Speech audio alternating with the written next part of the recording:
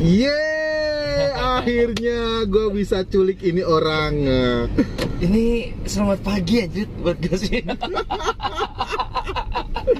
Hai guys, salam sapa dari saya. Assalamualaikum warahmatullahi wabarakatuh. Nama saya Teguh Eko Widianto dari Wafarel 98 dan Anda diculik di mobilnya Wafarel 98. Teman-teman semuanya, hari ini sungguh luar biasa. Kita kedatangan tamu yang menurut saya patut untuk kita dapat ilmunya. Beliau itu namanya Mas Aga, panggilannya Aga ya? Aga aja. Mas Aga itu salah satu businessman coffee shop di Sukabumi yang kata kasarnya orang nggak ada yang nggak kenal dia. Gitu sampai ya pokoknya banyak lah yang banyak kita bisa ambil pelajaran dari beliau itu. Beliau itu sebenarnya tidak ada hubungannya sama kopi ya bro? Nggak ada. Nah itu dia, nggak ada. Tapi akhirnya bisa menjalankan usaha dan beliau adalah salah satu dari pelopor kopi di Sukabumi, betul ya bro ya? Tempatnya nggak pernah sepi bro. Tempatnya nggak pernah sepi dan tempatnya eksotik banget. Gue kemarin beberapa kali ke sana, terutama itu tuh apa tuh ulennya tuh, khas banget dari Sukabumi ya, bro. Kopi Gaut ya namanya ya? Kopi Gaut. Tahun berapa itu berdiri bro?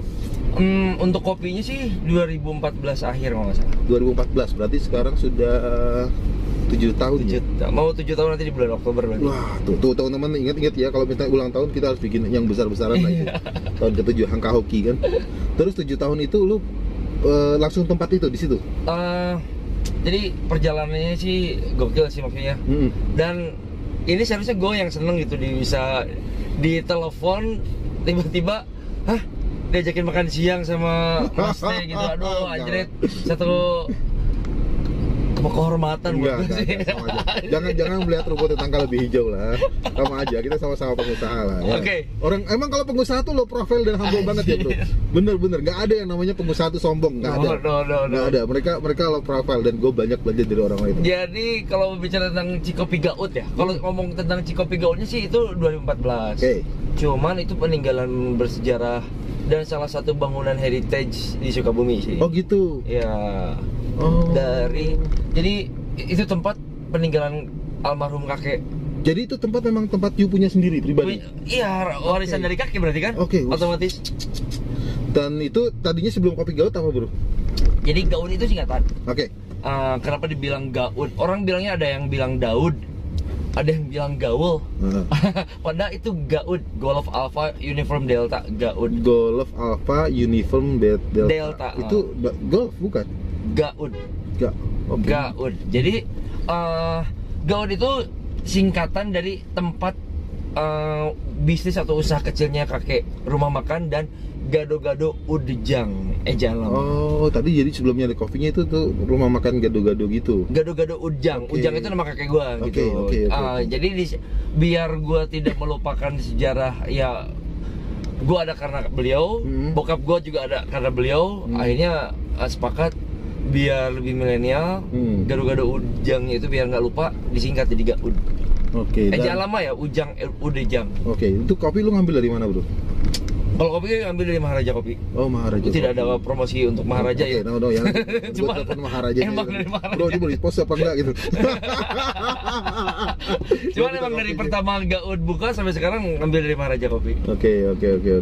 Terus dari selama lu nih, lu 2014, 2015, 2016 sudah mulai menanjak tuh ya.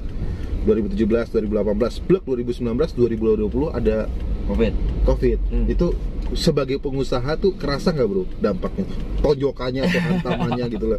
Jadi gini, munafik atau naif banget kalau misalkan memang kita nggak ngomong, wah nggak kerasa gue mah baik-baik saja. Kalau kegantengan sih masih tetap ada ya bro ya. Harus. Berinvestasinya masih ada. Harus. Impact bisnisnya ada nggak gitu? Oh itu, jangankan kita di Sukabumi kota kecil, Amerika aja yang negara adik kuasa. Gue nggak mau ngomongin Amerika, gue ngomongin lo pokoknya. Iya, lu kerasa nggak bro? Parameternya orang jauh banget kan, maksudnya orang-orang yang ada di negara adik kuasa gitu. Gue nggak ngomongin Amerika. Bro, kenapa sih kalau kita ngomongin masalah pandemi orang emosi semua?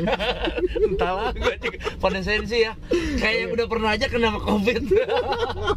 Nah, itu terasa banget. Seperti yang dibilang Mike Tyson atau Muhammad Ali. Jadi yang terasa itu pas hantaman pertamanya, jedak.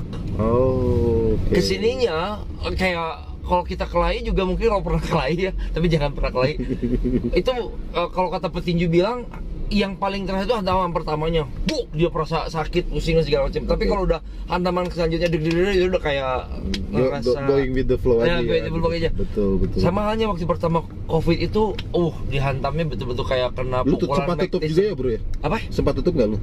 Tutup sih enggak sih. Oh, jadi lu dari awal pandemi lu tetap buka? Sempat disuruh tutup, cuman waktu itu kita gue jujur menolak dengan kebijakan tersebut gitu, karena barusan gue baca. Tapi kan dulu take away bisa kan maksudnya? Bisa. Jadi lu tetap buka untuk take away? Iya, untuk take away, iya itu kayak gitu. Terus barusan juga gue baca di salah satu akun Sukabumi di Facebook. Adminnya bilang, ini sih katanya keputusannya pelin-pelan, mudik, mudik, wah kata itu. Ya hampir sama sih maksudnya. Kalaupun mau ambil keputusan nih kepada pemberi kebijakan harusnya matang dulu deh gitu. Jadi jangan sampai bikin senewan tempat wisata dibuka, tiba-tiba udah kejadian rame, baru ditutup. Sabar. Gue sih nggak jadi masalah, karena gue nggak berwisata bro. Dari kemarin gue tidur di rumah. Sabar. Gue nangis juga dari tadi. Lu kalau cerita gitu nanti gue nangis, gue nggak bisa pulang bro, ketemu ibu gue. Udah sama, gue juga ketemu gini sama anak gue. Jadi buat gue pribadi ya maksudnya gue mengikuti anjuran pemerintah gitu. Cuman jadi lu waktu itu masih tetap buka ya, walaupun take away ya, walaupun take away. Terus setelah pandemi orang everybody knows pandemi dari pertama juga memukulnya luar biasa. Jadi banyak orang kan yang belum siap untuk hal itu kan itu. Untuk generasi sekarang kita belum siap gitu. Jadi banyak yang aneh-aneh. Emang gue akui banyak aneh. Sampai gue dulu juga nyemprotin atap mobil. Jadi begitu mobil gue masuk rumah gue semprotin atapnya. Dalam logika sekarang mana ada? Lu pernah nggak lihat sekarang orang mobilnya disemprotin? Nggak ada. Biasa aja santai. Dulu kita kaget padahal baru kurang lebih sekitar ratusan orang yang kena kan di Jakarta. Tapi kita udah panik banget kayak gitu. Nah itu kita belum ready. Sekarang, nah semakin kesini kan semakin sudah mulai siap manusia ya, prepare gitu. Walaupun jumlahnya semakin banyak kan, tapi lebih tenang ya sekarangnya. Sebetulnya nggak lebih tenang juga. Gue tadi malam tuh beres basket semalam ke kedai gue kan. Gue beres basket, ditelepon sama rekanan gue untuk, bro, bini gue ulang tahun nih, bisa nggak lu nyanyi akustikan lah gitu. Oke gitu, nggak jadi masalah. Promosi, lu kalau kata ada yang mau ulang tahun atau pernikahan, lu manggil dia, Jos, harganya bisa disesuaikan lah ya. Jangan lupa 10%. Nah, tidak sebiasa aja gitu kayak semalam tuh betul-betul gue pas beres nyanyi, mic-nya langsung disemprotin. Oh gitu, sama mereka. Kalau gue sih udah wolos-wolos aja, cuman ada dari some people yang kayak gitu masih. Iya, masih ada. Dan gue nggak ngerasa tersinggung, kayak itu hak dia gitu. Betul. Karena gue udah divaksin juga gitu. Ya udah. Divaksin bro? Udah. Gue jadi 4 kali invitator ke gue. Dari sebagai atlet, gue sebagai atlet basket, sebagai dari Ekraf kreatif, sebagai pemilik resto cafe, dan ada undangan dari PPI Kabupaten. Gue ada satu pun ya yang undang gue. Nggak mungkin juga bro. Nggak, gue kena ada masalah kesehatan yang tidak bisa divaksin. Kalau gue waktu kemarin ikut jujur ya tujuannya ngevlog dan juga ya udah ini salah satu cara gue untuk nunjukin gitu eksistensinya. Gitu kan. Gue ngevlog kayak itu, si botak yang jelek itu ya bro. Gue ngevlog itu pengen mengedukasi ini. Ternyata gue mengapresiasi juga tenaga kesehatan sekarang juga kerjanya semakin rapi. Oke, apresiasi. Jadi sebenarnya kita sebagai warga negara yang sedikit smart, banyak bodohnya. Kita aku berdua gitu. Gue nggak pernah ngomong orang lain kita berdua. Jadi jangan tersinggung ya ada orangnya. Kita tuh kadang-kadang belajar mengerti bahwa tidak semua kebijakan pemerintah kita distraksi. Gitu. Jadi nggak semua pemerintah yang every government do jelek lah gitu, enggak lah gitu. Saya secara pribadi kok ngomong juga kalau ada teman-teman kok Mas Teguh dulu kan ngebela si itu, kenapa sekarang seperti ini gitu kan, ngomong kayak gitu. Gue bilang gue bilang sama dia, loh emang kalau gue ngebela si itu berarti semua tindakan dia harus gue setuju? Enggak dong gitu. Kalau misalkan ada yang bagus ya gue apresiasi banget gitu. Tapi yang kata ada yang kurang, menurut pribadi gue sebagai warga negara Indonesia berhak dong gue mengutarakan pendapat dengan cara yang baik dan sopan dan benar, tanpa menghina, tanpa menyinyir dan lain sebagainya. Akhirnya untuk kebijakan yang sebenarnya gue bukan kebijakan sih, cuman kemarin agak sedih aja kenapa gue nggak bisa pulang, sedangkan gue boleh jalan-jalan ke tempat wisata, ngeliat monyet, ngeliat ular kayak gitu kan, padahal gue pengen lihat ibu gue gitu. Ya, mungkin kebijakan itu yang membuat secara pribadi gue belum masuk ke hati gue, tapi tidak memuaskan mungkin. Buktinya tuh gue nggak pulang gitu kan. Gue juga nggak balik kan, ya, ini kan. Gue nggak pulang, gue nggak mudik, gue di rumah. Gue nggak nyinggung nyokap gue bro. Udah 2 tahun jadi. Dan apa ya? Kayak gue tadi bilang, gue mau ngapresiasi kinerja tenaga kesehatan kemarin ya. Betul. Kerjaannya semakin udah kayak swasta banget bro sekarang. Oh gitu? Pemerintah udah kayak swasta banget. Dan jujur, makanya gue kemarin di vlog gue juga gue mau ngapresiasi gitu. Tapi di saat emang yang mereka kerjaannya lelet, kerjaannya jelek, ya karena mereka digaji nggak mungkin juga nggak kita komplain bro. Betul. Iya nggak sih? Kalau bagus ya kita apresiasi. Dan sebetulnya tanpa kita apresiasi pun, apresiasi masyarakat kepada mereka kan, mereka udah dapat gaji bro. Tuh kan gue bilang juga, apalagi kalau ngomong sama dia dapat banyak ilmu. Anjir bisa aja. Banyak, bener serius. Jadi gitu ya bro. Jadi lu nggak pulang nih, nggak mudik? Nggak pulang. Lu nggak ketemu anak istri lu? Udah hampir selama pandemi ini berarti 9 bulan, hampir setahun. Enak, nggak ketemu anak istri bro, 9 bulan nggak ketemu istri, is okay. Jangan nanya kangen atau enggak ya. Pasti kayaknya pertanyaan itu apa ya? Yang gue bingung kan kadang-kadang yang berat tuh ya, lu berat mana? Kangen istri apa kangen anak? Kalau udah punya anak pasti kangen anak. Iya, gue nggak akan pernah. Oh, lu berarti nggak mencintai itu tidak dijadikan skala perbandingan, tidak bisa. Tapi ya pasti punya anak pasti curahannya. Udah pasti semua pada anak. Apalagi kayak gue 4 ya bro. Iya. Gak bisa pulang ya. Tapi kita berdoa apapun yang pemerintah lakukan, gue yakin pemerintah tidak ada satupun pemerintah yang pengen rakyatnya menderita. Tidak ada di dunia ini, nggak ada gitu. Pasti mereka ingin memberikan yang terbaik. Pasti yang terbaik. Tapi memang kebijakan pemerintah tidak semua bisa diterima oleh semua kalangan. Tidak bisa memuaskan semua. Tidak bisa termasuk tidak bisa memuaskan gue pribadi mungkin atau lu semua di sana ya. Itu kita semua berhak untuk apa ya, istilahnya speak up gitu. Betul. Tapi untuk kepentingan, bukan untuk kepentingan pribadi dan golongan ya. Betul. Speak up untuk kepentingan bersama gitu. Ya, yang agak sensisi kalau kita ngebahas soal pemerintah sekarang. Yes. Gua agak bener-bener hati-hati. Sampai gua ada lawyer loh. Yang kata gua mau ngepost, gua konsultasi dulu sama dia. Ini gimana kata-katanya nih? Oh, ini masih termasuk multitafsir. Oke, udah. Oke, masukin ke post itu. Tapi kan lu lihat di posan gua nggak pernah mencaci, memaki, menghina dan sebagainya. Apalagi ngomongin lu pinter pakai masker gitu. Enggak pernah kayak gitu kan. Ya, walaupun terbalik gitu ngomongin, cuman gue jangan sampai. Nah, gue sampaikan ke teman-teman semua yang ada di dunia sosial media, kalau pengen menyampaikan sebuah pendapat, sampaikanlah dengan cara yang baik, dengan alur yang baik. Betul. Dan emang ada tempatnya juga sih. Betul, dengan cara yang sopan gitu. Pak, kenapa sih kok kita seperti ini, kenapa kita diperlakukan seperti ini, kan lebih enak ngomongnya. Karena kebebasan berbicara dan berpendapat itu juga diatur oleh undang-undang juga. Betul, dan kita memang dilindungi oleh undang-undang kan, gitu.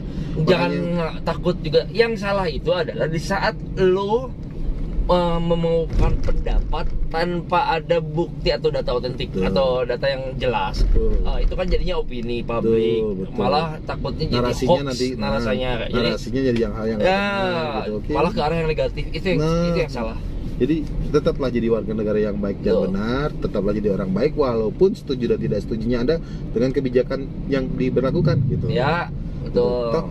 Bagaimanapun juga kita masih bisa mengembangkan sebuah pendapat kita. Sebetulnya banyak himbauan, banyak aturan segala macamnya. Tinggal kita ikutin. Contoh nih, that is kalau kita udah terbiasa pakai sabuk pengaman, kayaknya nggak ada yang ribet.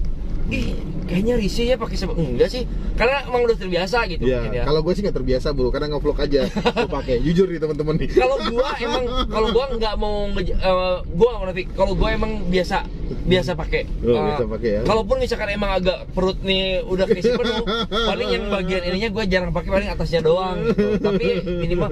Jadi kalau misalkan di kendaraan nggak ada yang hilang gitu, apa ini?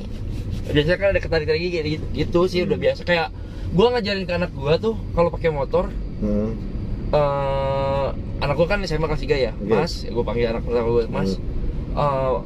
Kalau kemana-mana pakai helm ya meskipun deket, keren tau helmnya. Kalau pakai helm tuh keren gitu. Jadi gue nge-brainstorming anak gue, kalau pakai helm tuh keren, gaul gitu. Nggak dibilang gue nggak pakai helm itu keren, tidak. Tapi lu harus pakai helm karena pakai helm itu keren. Dan mantap lihat, makanya gue beliin helm juga, nggak mau yang jelek juga. Biar dia juga yalah, pengen pakai helm dan emang untuk melindungi kepala. Harga kepala masih yang murah kan. Makanya kadang-kadang gue nggak ngerti juga tuh, lihat masih banyak kan, ya kan? Baru gue omongin kan. Anak-anak mereka mengobrol kepala mereka. Gue tidak menyalahkan mereka sebagai anak-anak. Orang tuanya di mana? Bimbingan sebagai orang tua.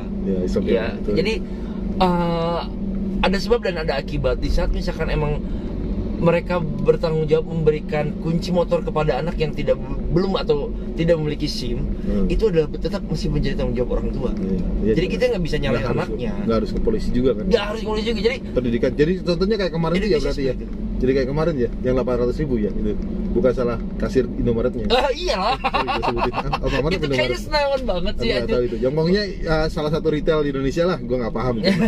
Gue nggak jelas. Cuman yang jelas itu 800.000-nya itu bikin heboh sih ya. Ada yang marah-marah pula ya. Itu sih marahin orang ya. Ada yang anaknya pakai mungkin kartu kreditnya udah nge-link ke handphonenya, itu sampai 2 juta bro.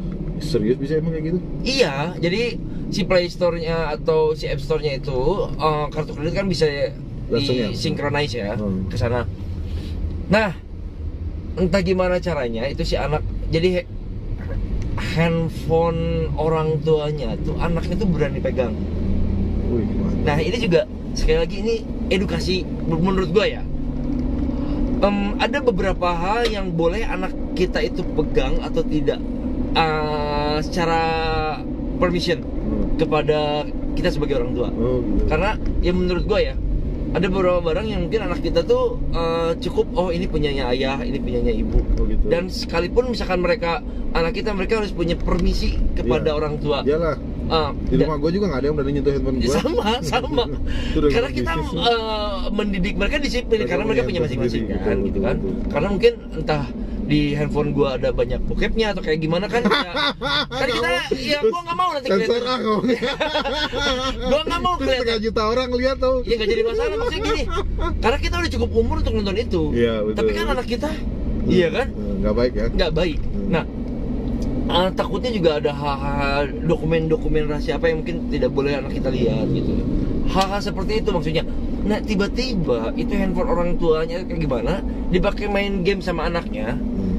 Terus anaknya top up diamond sampai 2 juta. Dan yang gue paling keselnya, bapaknya mukulin anaknya sampai sekasar itu. Itu gue belum pernah dengar deh, itu di mana tuh? Itu viral banget aja di YouTube dan di Facebook dan di medsos. Dan kemarin yang gue yang goblok aja. Nah, itu ibu selewat. Nah, buat gue pribadi, anjrit, gue nggak nyalahin anaknya. Maksudnya cara lu mengedukasi anak lu kayak gimana gitu. Yang jelas mah itu kan anaknya langsung dimarahin. Kalau ini kan tugas kasirnya dimarahin, kan gue bilang apa hubungannya coba. Nah, gitu. Itu apalagi udah senang banget. Gue sampai gue post tuh di Instagram, gue kesel gitu, tapi oke lah. Oke teman-teman semuanya, makanya jadilah smart jadi orang tua, jadilah smart sebagai netizen, dan tetaplah jadi orang baik apapun yang dilakukan. Ada perumpamaan ketika gue camping sama temen, terus ada ular di dalam api unggun yang akan gue nyalakan. Karena gue pengen nyalain api unggun tersebut, gue ingin ularnya nggak celaka, nggak kena kebakar. Jadi gue ambil ularnya. Begitu gue mau ambil, ternyata dia malah gigit tangan gue.